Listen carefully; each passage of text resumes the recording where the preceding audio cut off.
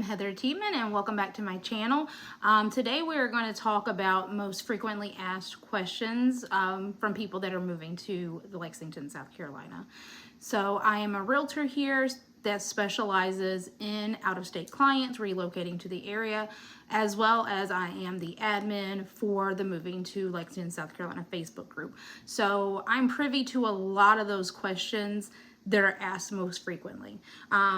We have a lot of questions, but I'm going to focus on 4 that we get pretty much every day. So those seem to be the most complex questions or the most compelling questions that people want answers to. But before we start, if you could like and subscribe, I would greatly appreciate it. It really helps grow my channel. It helps with the algorithm, that kind of thing. And it's free, like it doesn't cost you anything, so I would appreciate it. But let's get started. So number 1 is going to be safety in schools. And if you are a part of my Moving to Lexington group, then you know that legally as a realtor, I'm not allowed to answer questions about safety and about schools. However, I am able to send you resources in order for you to find those answers for yourself. If you want to shoot me an email, shoot me a text, my information's down below, and I'll send you links. Spotcrime.com, LexisNexis, those are great for finding out about safety and crime rates and things like that, as well as greatschools.org and niche.com. Those are great for finding school ratings and reviews. So just something to keep in mind. Realtors are not supposed to answer those questions. And understandably, because my definition of safe may be vastly different than your definition of safe. And my definition of a great school may not fit the needs of your kids. So just keep that in mind, and everybody's opinion is going to be different. Some people, grew up in, major cities where crime may be run rampant, and so it may not be a big deal to them, but some may grew up in a small rural town and, you know what I'm saying? Like it varies so greatly, and it's an opinion of a lot of people. So it's just best to look at the stats to kind of get an idea about that. Just something to keep in mind. Number 2 are going to be our car taxes and our property taxes. So a lot of people don't realize when they move here that we do get taxed annually on our cars. That will vary greatly depending on the value of your car and what district you're in or county and things like that. Lexington 1 school district has higher property taxes on the cars as well as homes than, say, Lexington 2. So it will all just depend on where you're at. And then also Lexington County does have a property tax estimator on their website. So you can go in there and plug it in and see not exactly, because it is off a little bit. See roughly what you'd be expected to pay in property taxes. Also, I will say that it is a little more accurate on their real estate taxes. So you're able to get an idea about your property tax values. That is another thing, is our real estate property taxes are actually very affordable. They are much lower than most of the nation, which is why a lot of people are driving to this area, because we generally have more affordable homes just in general, as well as our property taxes for your primary residence, that's a big thing, is much lower. However, if you are looking to invest here or have a second home here, then those property taxes are significantly higher, like significantly higher.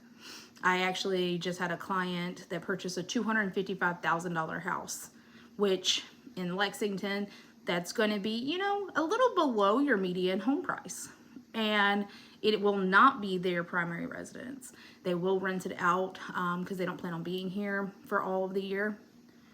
And they're looking at almost $8,000 a year in property taxes when they would have been looking at, $1,500, $1,600 a year if it was their primary residence. So something to keep in mind. Number 3 weather. We get asked a lot about our weather here. We do have all 4 seasons. We have a very mild winter. It does get cold occasionally, but our cold is like maybe it hits below freezing. It very rarely will ever hit below 25, and if it does, they will shut down the schools. Like it's legitimately a state of emergency here because we're not properly prepared for that kind of weather. They call for snow. They're probably going to shut down schools. We don't get snow here a lot. We are not adequately I cannot talk today. Oh my goodness. We are not adequately prepared for winter weather like that. So because of that, it does end up shutting down our state a lot. However, our summers are extremely hot and humid. For some people, that can be a problem.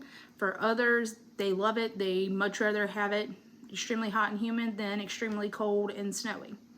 It's kind of a trade-off.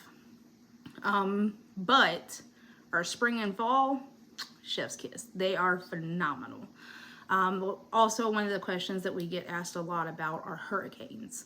South Carolina does get hit with hurricanes, but by the time they make it this far inland, it's not really something you would have to worry about too much. Most of the time, it's actually the coast. If they get, what is the word? My brain is not working today. Evacuated. If they get evacuated, they're actually coming to this area because we don't get hit and we don't flood as much. And we do have flood zones here. Particularly after the 2015, we had a 1,000-year flood. So that did, put a lot of homes that weren't originally in flood zones. So that's just something to keep in mind when you're home searching here is that check. Just, check. Some people are okay with it. Some people aren't. But just keep that in mind. Tornadoes. I'm a native. I've never seen a tornado. However, we do get tornadoes. And I have had one fairly close to me, probably about 15 minutes away, but they're not super widespread. It's not really something that I concern myself about. But, it could be concerning for some people. So that's something to keep in mind a little bit about our weather. Is I don't really think it's too crazy. We do occasionally have an earthquake here and there. Most of the time you'll miss them. A lot of times I hear people, say, we just heard an earthquake, and I didn't even know. Like, I genuinely didn't. I think I've felt 2 in my life, and honestly, they were both in the last year. And one, I was like, what was that? I thought my dog was actually scratching under the table. But no, it was an earthquake. So, it's not really something you have to worry about causing destruction and things like that. But it is something to keep in mind when you are thinking about moving here. Number 4. Actually, I'm going to touch on 5 topics. But number 4, we're going to talk about jobs. A lot of people want to know what to expect job-wise here. Manufacturing is big here. The trades are big here. So things like, plumbing, electrical, things like that. Healthcare is big here. So those are going to be your main jobs that you'll see a lot of here. Particularly in Lexington County, the end of 2022, we had a 2.7% unemployment rate, which was, a pretty significant decrease from the national average. And the national average was 3.6% at the end of 2022. We are currently, as of last month, had 2.8% unemployment, and the national average was still 3.6%. We are also below the South Carolina average for unemployment. South Carolina at the end of 2022 was 3.2%, and at the end of March, it was 3.4%. So we are still actually below the South Carolina average. According to, Lexington County, we actually did have 4,719 job openings in Lexington County as of the end of March. We're in, almost through April now, so those job numbers will be a little bit different next month if you're watching this, in the future, but those were currently the data that I had available. And then number 5, the bonus topic, is going to be animals and wildlife. A lot of people are very, very, very concerned about snakes. We have snakes. We do. I don't run into them very often. Mostly you'll see black snakes, rat snakes, that kind of thing. If your yard's overgrown, if you have a lot of underbush, trees in your backyard, there you may see them a bit more, but it's not something that we're just outside and we run into a rattlesnake. Like, that just most of the time doesn't happen. We do have like possums and things like that. Armadillos, you'll see those occasionally, nothing too crazy. Possums will get in your house though. I've had it happen twice in my lifetime, which was pretty surprising for me. Another thing that people need to be prepared for are palmetto bugs. And they're not like your German cockroaches, which will infest your house and you'll see them everywhere. Palmetto bugs, Google it. I'm sorry, but Google it. They're like this big. They're massive and they do fly.